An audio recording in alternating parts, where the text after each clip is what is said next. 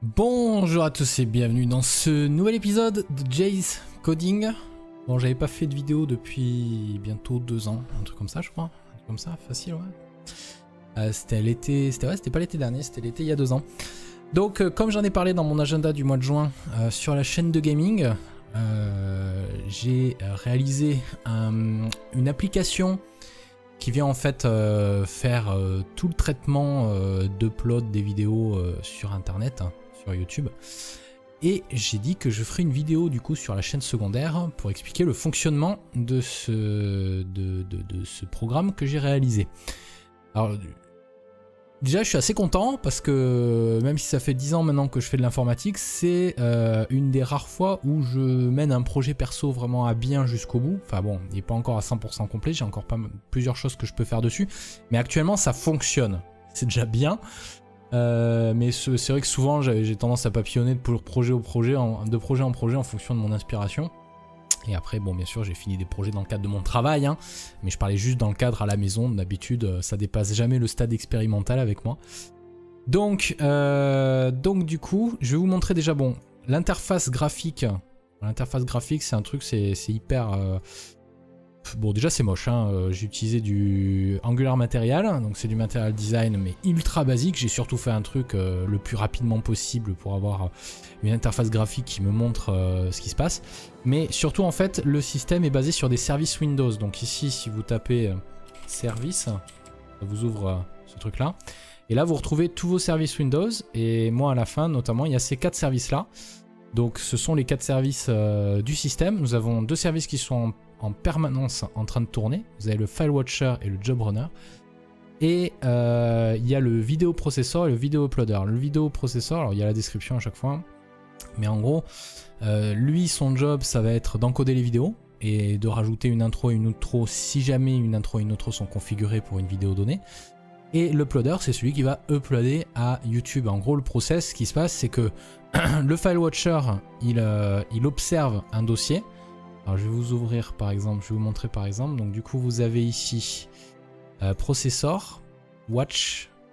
Et là, vous avez donc toutes les séries en cours. Donc, par exemple, sur Stellaris Utopia. La structure de ce dossier est importante. Il faut toujours qu'il y ait un dossier thumbnails avec à l'intérieur les miniatures. Alors je les ai pré-générées avec Photoshop automatiquement, celle-là.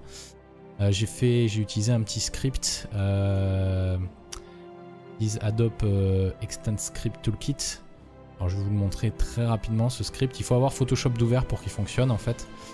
On va voir où est-ce qu'il est. Ah merde, il a pas gardé en mémoire ou alors j'ai pas ouvert le bon.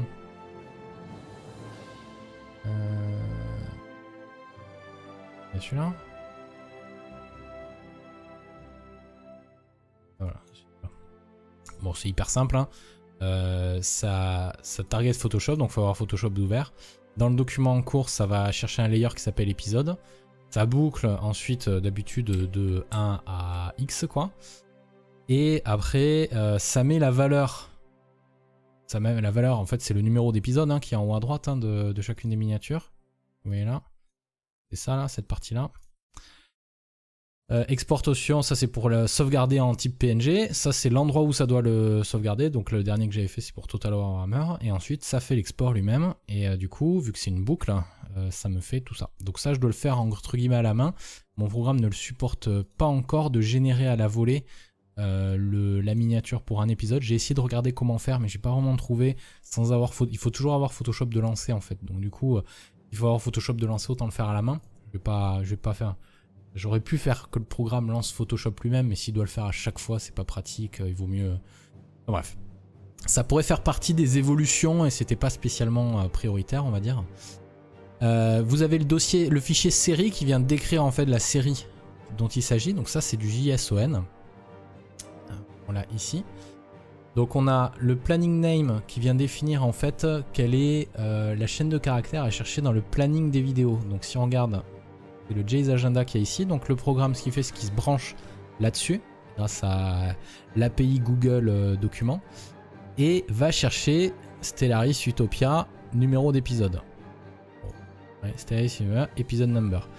Ensuite le titre de la vidéo avec épisode number à la fin. Le dernier épisode, alors ça c'est quand c'est quand vous voulez initialiser le programme sur une série qui est déjà en cours, vous devez lui dire quel est le dernier épisode que vous avez uploadé pour que quand il va recalculer le numéro d'épisode, il reparte pas de 0 quoi. En fait, voilà, donc il faut toujours mettre, si c'est une nouvelle série, il faut mettre 0 du coup ici. Ou alors je crois qu'il suffit d'enlever peut-être la valeur, je sais plus si je l'ai codé ça, mais en tout cas il faut mettre 0. 0 ça marche. Épisode nommé faux, alors ça veut dire qu'en fait après l'étape d'initialisation, il va falloir nommer à la main un épisode. Donc ça c'est le cas par exemple sur des séries comme Mass Effect, dans ce que je fais, c'est-à-dire en gros c'est si vous voulez avoir un titre personnalisé à chaque vidéo.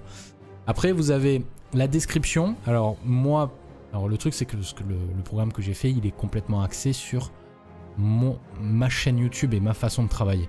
Donc moi j'ai une description par défaut, alors je vais vous ouvrir ce truc là. Donc ça c'est le projet, je vous montrerai juste après les technologies utilisées. Si on va dans config, on a une description par défaut ici. Et en fait en gros la description que vous avez dans la description d'une série, elle va juste avant ça. Et en fait ce qu'il y a même c'est qu'il y a un template de description. Donc il y a un template de description par défaut. Si on regarde ici, voilà, alors c'est localisé aussi hein, en différentes langues, mais ça marche pas pour l'instant. Mais en gros c'est je mets le titre du jeu, gameplay FR 1080p, je retourne à la ligne, là je mets la description de la série. Ensuite le lien du store URL, ça c'est le lien Steam, l'URL de la playlist et après la default description. Ça c'est mon template de description qui peut être changé. Ensuite il y a l'intro, l'outro par défaut, s'il faut la mettre ou pas, et le intro, outro, airdate, ça c'était là, parce que moi je voulais que l'intro et l'outro soient uniquement sur les vidéos qui sortent à partir du 1er juin à minuit. Donc du coup c'est pour ça que vous avez le 1er juin à minuit, ce qui faisait que dès que je balançais mes vidéos dans le processeur, ça ne mettait pas d'intro et d'outro tant que c'était pas le 1er juin quoi. Voilà, donc du coup je vais vous montrer vite fait le fonctionnement. Donc comme je disais, on a un dossier processor avec un descripteur de série, des thumbnails, et ensuite on dépose juste les vidéos. Alors ça c'est la vidéo que je suis en train d'enregistrer, là celle que vous êtes en train de regarder, mais j'ai quelques vidéos Stellaris qui tournent en arrière-plan. Donc si je glisse, on a le file watcher qui va détecter le changement, qui va créer un job en base de données. Donc c'est un job en state ready, donc on sait pas encore quel épisode c'est parce que le job runner n'est pas encore passé dessus derrière. Job runner qui est lui qui tourne alors il tourne toutes les 5 secondes je crois, un truc comme ça actuellement. Donc c'est bon, il a détecté, il a trouvé le thumbnail, il a contacté l'agenda et il a trouvé que c'était 3 jours. Je le mets toujours en pause avant de lancer le processing parce qu'en fait comme ça je peux, pendant que je suis en train d'enregistrer les vidéos, je peux les glisser une par une dans le dossier pour préparer et ensuite je fais resume pour lancer le processing une fois que j'arrête de faire, que je suis pas en train d'enregistrer la vidéo en gros. Mais je pense que j'ai assez de puissance de calcul pour pouvoir faire un processing en même temps que je vous fais cette vidéo. Donc j'espère que ça va pas causer des bugs parce que ça prend beaucoup de ressources de faire ce processing des vidéos. Donc du coup, on balance. Donc là ça le met en état vidéo ready. En fait c'est une machine à état hein, tout simplement. Une vidéo elle passe, chaque job passe par un ensemble d'états que je peux vous montrer, ils sont définis ici. On a l'état ready, donc ça c'est prêt à être géré par le job runner. Ensuite on voit l'état next à chaque fois, donc l'état suivant c'est ça a été initialisé. Ensuite ça passe en schedule, donc ça va chercher la date et l'heure de diffusion sur le Google Agenda. Si ça le trouve pas, ça se met en erreur par exemple. Ensuite ça passe en état vidéo ready et ça démarre le service de processeur vidéo. Le service de processeur vidéo lui, il va chercher tous les jobs qui sont en état vidéo ready dans la base de données.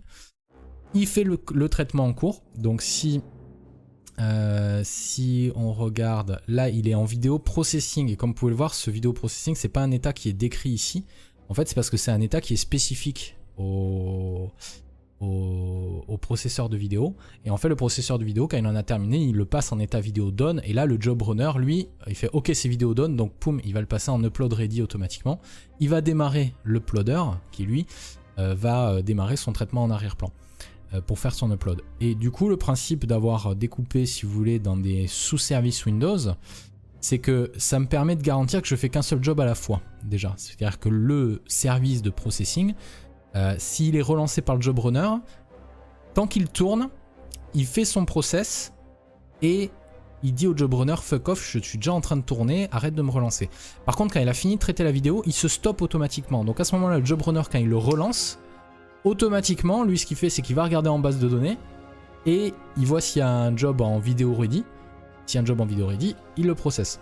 Alors j'ai juste un petit souci de...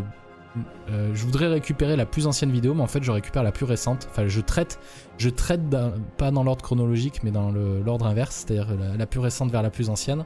J'ai pas encore trouvé pourquoi, je pense qu'il y a un petit bug dans ma façon de faire le find sur la base de données. Mais bref, en tout cas ça marche, et puis si ça upload pas exactement dans le bon ordre, c'est pas gravissime en tant que tel, parce que la date de diffusion est bien, bel et bien la bonne, vu que ça a bien lu dans l'agenda. Donc c'est pas un bug prioritaire pour moi, mais quand même ça fait partie des choses que je dois corriger. Donc on va laisser lui faire un processing. Alors j'ai pas encore réussi à calculer l'estimation du temps pour faire le processing des vidéos, parce que la librairie que j'utilise en gros, elle se base sur la taille du premier fichier qui lui est passé pour estimer le temps. Sauf que là, vu qu'on fait un merge de 3 fichiers entre l'intro, le contenu et l'outro, bah, il se base sur la taille de l'intro. Et du coup, je me retrouve avec des trucs à 40 000%. Et forcément, ça marche pas. Alors, vous me dites, il faudrait mettre du coup le contenu en premier, mais non, parce que l'intro, elle vient avant. Donc, pour moi, c'est un truc qui est mal foutu dans la librairie que j'utilise. Mais bon, c'est pas grave. Voilà, donc on va la laisser faire son traitement. On va continuer juste à regarder. Upload ready, upload done. Donc ça, c'est quand il a fini d'uploader. Ensuite, ça passe en mode thumbnail. Donc ça, cette tâche-là, le job, c'est d'uploader la miniature de la vidéo sur YouTube et de la mettre sur la vidéo. Parce que ça, je peux pas le faire au moment où je upload. C'est pas possible. Pas dans les options d'upload, si vous voulez. Ensuite, playlist, ça, c'est j'ai besoin d'avoir l'ID YouTube pour pouvoir mettre la vidéo dans la playlist. Donc voilà, il y a une tâche qui va mettre automatiquement dans la playlist. Donc du coup, alors si vous avez dans exemple, vous avez un série descriptor, c'est celui que je vous ai montré ici, c'est le même. Hein. C'est juste pour un truc de test. On se retrouve du coup avec un playlist ID. Voilà, et ça, ce playlist ID, il va être crucial pour l'upload dans la playlist, quoi. Ensuite, ça passe en Wait YouTube Processing. Donc ça, en fait, ça va attendre que YouTube ait fini de traiter la vidéo, parce que lui aussi réencode la vidéo, ça prend un certain temps. Donc du coup, il faut attendre. Et une fois qu'il a terminé, on a accès à plus d'options disponibles pour manipuler. Notamment, donc du coup, ça passe en état monetize. Alors là, pour la monétisation, je vous expliquerai un peu plus tard comment j'ai fait. J'ai dû... comment dire ? J'ai dû gruger un peu le système parce qu'en fait l'API YouTube ne permet pas de monétiser les vidéos. Il faut passer par l'API Content ID et l'API Content ID, personne n'y a accès sauf les détenteurs de droits. Pour ça il faut avoir un compte Content ID et j'en ai demandé un pour tester et ils m'ont dit non mais dégage, c'est même pas la peine. Donc du coup on n'a pas accès à cette API, donc on ne peut pas monétiser avec l'API Data YouTube. Donc moi j'ai fait en sorte que mon programme fasse croire à YouTube que c'est moi, que je vais ouvrir la page de ma vidéo, que je clique sur monétisation et sur les paramètres de monétisation en fait. Parce que il y a une config par défaut sur YouTube pour les paramètres de mise en ligne par défaut, mais cette config par défaut n'est pas respectée par l'API qui est utilisée pour uploader en l'occurrence. Ça marche pas. Donc du coup, obligé de contourner un peu le problème. Donc du coup, il y a un état monetizing, c'est parce qu'il est en train de monétiser, parce qu'il y a quelques requêtes HTTP qui sont envoyées. Et d'ailleurs, cette partie-là, c'est cette interface qui s'en occupe. Donc si cette interface n'est pas lancée, le service en arrière-plan n'y arrive pas. Alors je pense ça pouvoir le réécrire et arriver à le faire en sorte que ce soit le service en arrière-plan qui le fait. Mais j'ai passé quelques heures dessus, j'y suis pas arrivé. Donc si l'un d'entre vous a envie de jeter un œil au code, d'ailleurs je vais vous mettre le GitHub du projet en public, vous allez pouvoir venir le check out si vous voulez jouer un peu avec. Si vous voulez faire des pull requests, vous serez les bienvenus aussi. Je vais compléter le readme du GitHub de toute façon pour avec les instructions, ce genre de choses. Et je vous laisserai du coup vous amuser avec. Du coup ensuite on a un écran de fin. Donc ça c'est pour en gros configurer l'écran de fin sur les vidéos. Et ça pareil, l'API YouTube ne le supporte pas, donc j'ai dû un peu gruger comme pour la monétisation en faisant croire à YouTube que j'ouvrais l'application du site internet et que je leur balançais ça quoi. Ensuite, donc ça c'est l'état où il est en train de mettre en place l'écran de fin. Ensuite il est en état, c'est bon, j'ai terminé mon travail. Donc là par exemple dans les états par défaut c'est Not Public or Done. Et si par exemple, je regarde tous les hold-on, on retrouve tous les épisodes qui ont été traités. Donc mais qui sont pas encore en public en fait. Ce sont des épisodes, voilà, celui-là il sera public dans 14 heures, celui-là dans 2 jours, celui-là dans 1 jour, celui-là dans 3 heures, etc., etc. Et après, on a un état public où lui, voilà, donc là on voit, lui c'était il y a 1 jour, lui il y a 23, ah non c'est 24 jours, je crois que c'était 24 heures, non, 24 jours, voilà, donc on voit quand j'ai commencé à travailler là-dessus, putain ça fait déjà 24 jours. Donc on voit tous les épisodes que j'ai uploadés grâce à ce système au cours du mois de mai. Je crois que c'est quasiment tous d'ailleurs. Voilà. Alors pourquoi c'est important ça alors après on a aussi un état en pause, on a un état finish et un état error. Alors on les verra juste après. Donc ok lui il a 12%. Donc ce qui se passe c'est que quand on est en hold on, le job runner lui à chaque fois, il va regarder la date de publication et il compare avec la date du jour. Et si ça a dépassé, alors il le passe en public. Et il va contacter l'agenda ici pour passer en blanc, comme ça. Vous voyez, c'est-à-dire que les couleurs ici sont gérées par le programme. C'est lui qui les passe de vert à orange. Et de rouge à orange, orange à vert et vert à blanc, en fait, quand c'est public.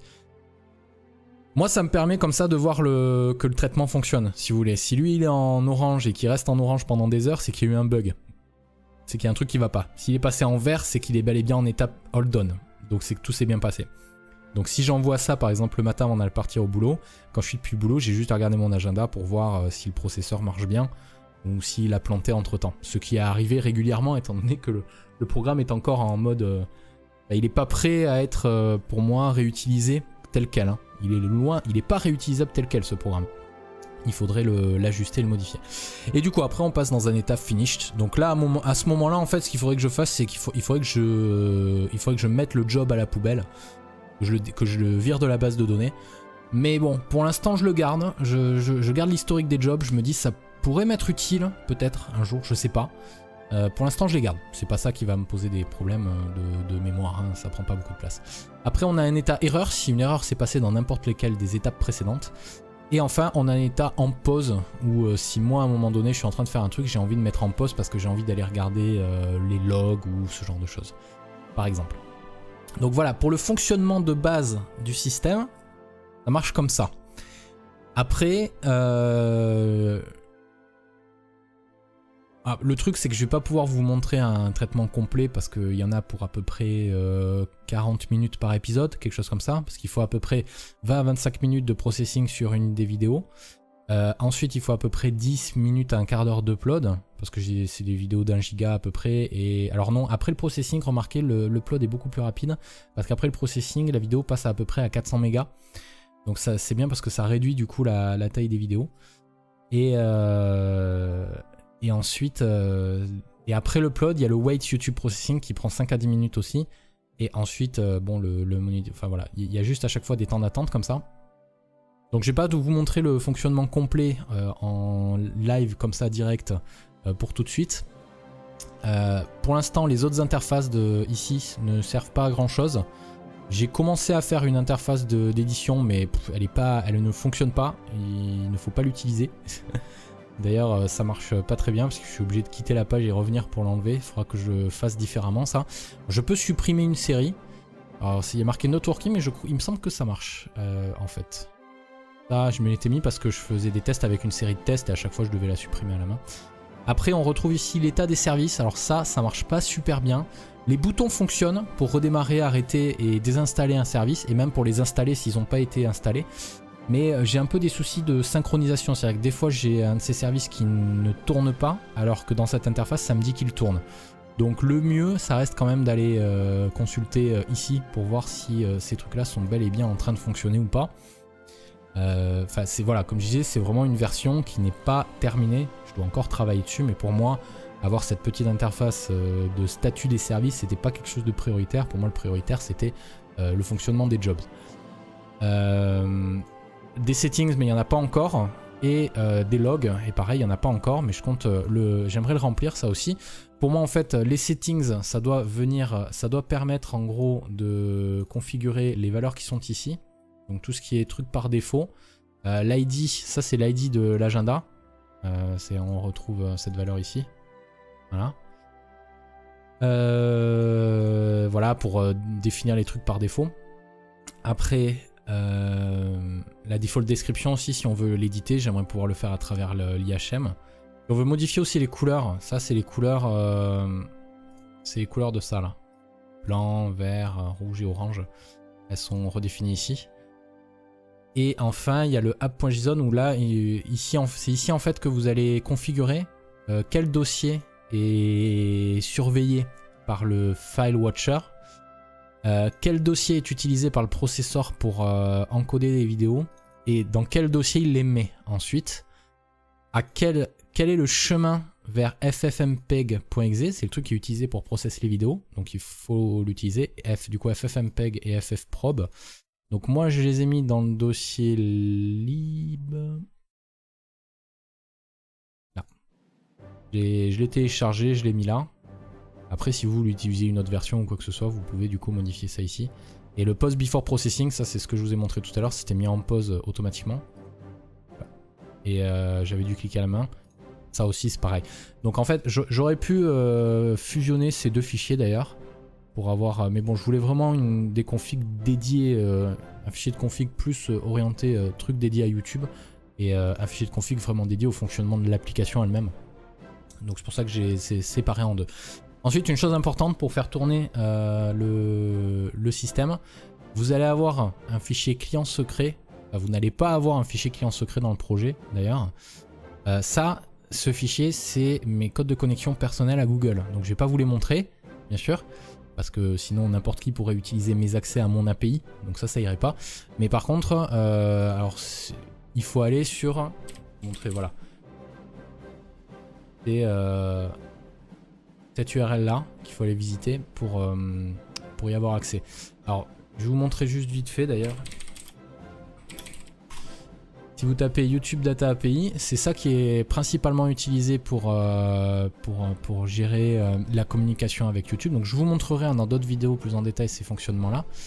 Mais en gros, si vous regardez effectivement dans les guides, vous avez voilà les hot credentials. C'est ici que ça vous explique comment récupérer les fichiers d'authentification. Mais ça, je vous le décrirai dans le README. Après il y a la référence ici, donc moi par exemple ce que j'utilise c'est par exemple pour les thumbnails, set, ça je l'utilise pour mettre le thumbnail sur la vidéo.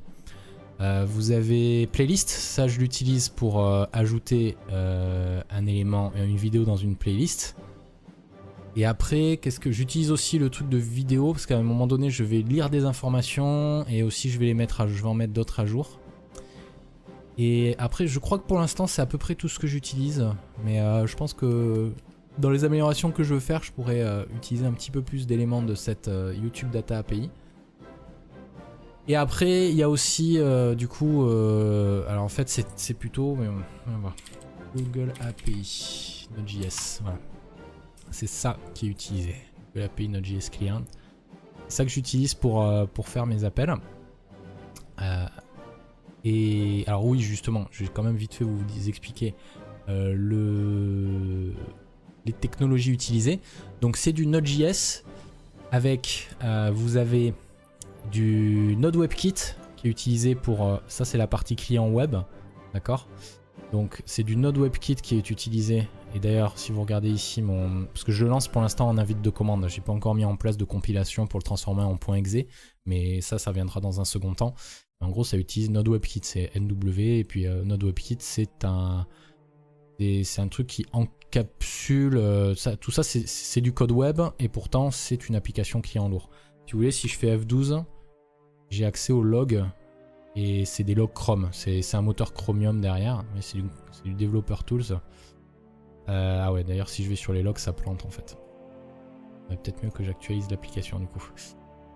Oui, parce que pour les logs, j'ai juste mis en place un truc de base, mais ça marche pas très bien pour l'instant. Voilà, donc voilà. Donc ce que je vais faire, c'est que je vais m'arrêter là pour cette vidéo d'intro. Je voulais juste faire une petite vidéo d'intro qui présente généralement le fonctionnement de l'appli. Dans les prochains épisodes, je vais rentrer un petit peu plus dans le détail du code lui-même pour vous montrer le fonctionnement. et vous expliquer comment ça marche. Donc en gros, tout ce que je vous ai expliqué là, bah, dans les prochains épisodes, je vais vous montrer. Et je vais vous faire un épisode pour le File Watcher, un épisode pour le Job Runner, ce sera un des plus longs je pense. Un épisode sur le processor, un épisode sur le Ploder. Et peut-être un épisode dédié à la monétisation et aux thumbnails, je sais pas encore. Enfin voilà. Donc merci à tous d'avoir suivi ce nouvel épisode de Jay's Coding. J'espère que ça vous a plu. Et je vous dis du coup à très bientôt pour les explications plus en détail du fonctionnement de cette petite application. Salut à tous!